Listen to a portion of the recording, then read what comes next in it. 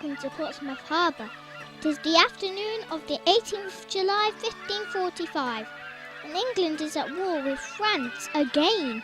The French have a huge fleet of ships out at sea. Over 30,000 French soldiers and more than 200 ships are waiting in the Solent. They've even landed on the Isle of Wight. Portsmouth is a busy harbour and home to the mighty British Navy.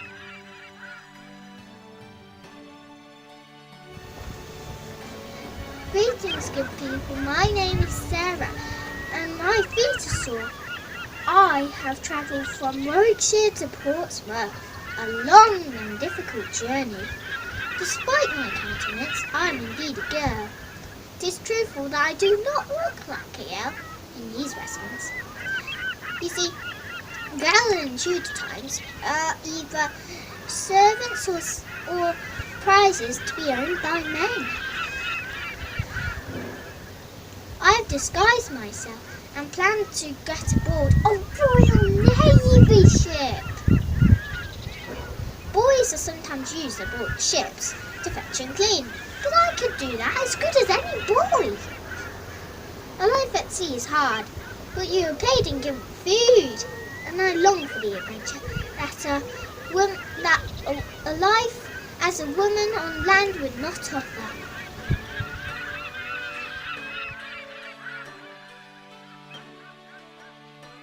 This is the Mary Rose. It is Henry VIII's favourite warship. It is not new.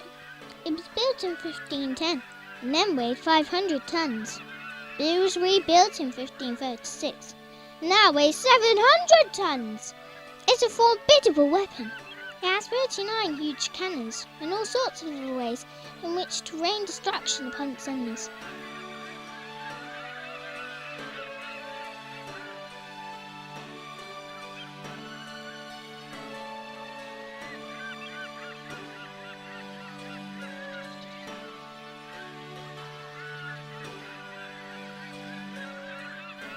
It is being loaded with supplies. English and French ships are becalmed, as there is not enough breeze for them to head off to fight. The Mary Rose's gun ports are all open, allowing fresh air into the depths of the ship.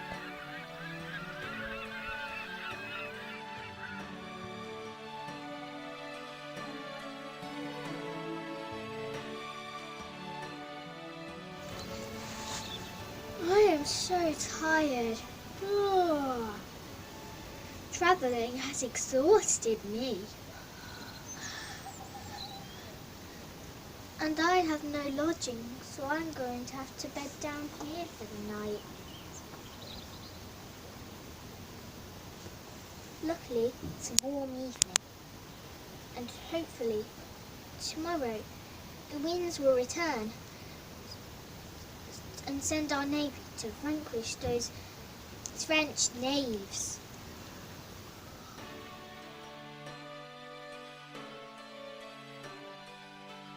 Stars twinkle in the clear night sky, and the inns on the waterfront are filled with sailors and soldiers making merry.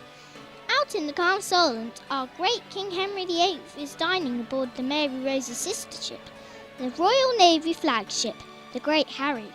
It is because of Henry that England's navy is so great. Most of our ships were built by Henry in the first years of his reign. His table manners leave a lot to be desired. Disgusting! Well, I'm so vexed. I slept all through the morn, and by the time I got to the Mary Rose, it was afternoon. I nearly got aboard. It's just the first mate bid me take off my hat, and they discovered my deception. They laughed and sent me on my way. It is the evening, 19th July, and there is a very strong breeze. Oh, look! The Mary Rose is floating away, and I'm not on board!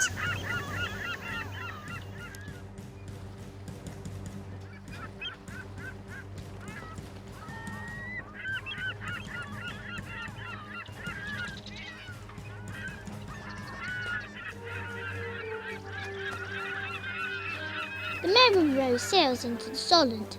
to engage the French fleet. She is fully loaded with men, arms and cannons. Her decks are covered in nets to prevent any enemy from boarding her.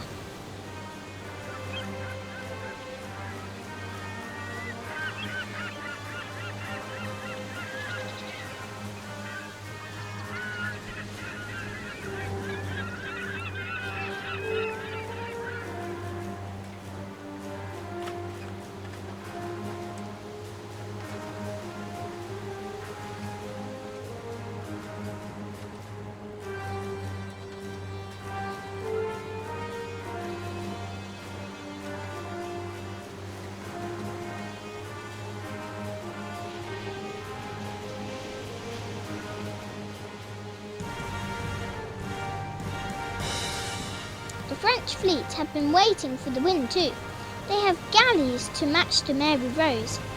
Henry's favourite battleship fires a broadside at the French galleys. Her cannons are deadly, but the first volley falls short. She then swings around suddenly to present her guns on the other side, but something goes terribly wrong. The Mary Rose suddenly heels heavily over to her starboard side.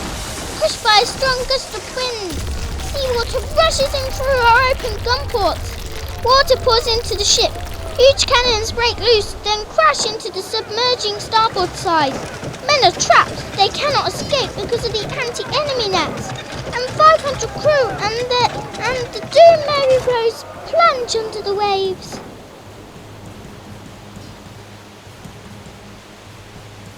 On land there is utter shock. The Mary Rose is sunk in full view of everybody.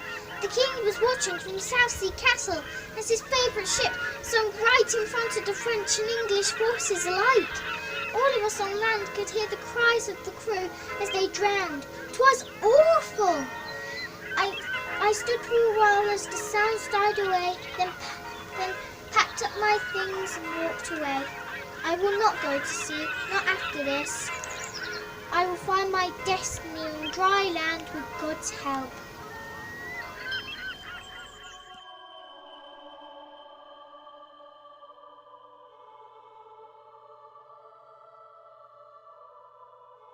For 500 years, the Mary Rose lies at the bottom of the sea.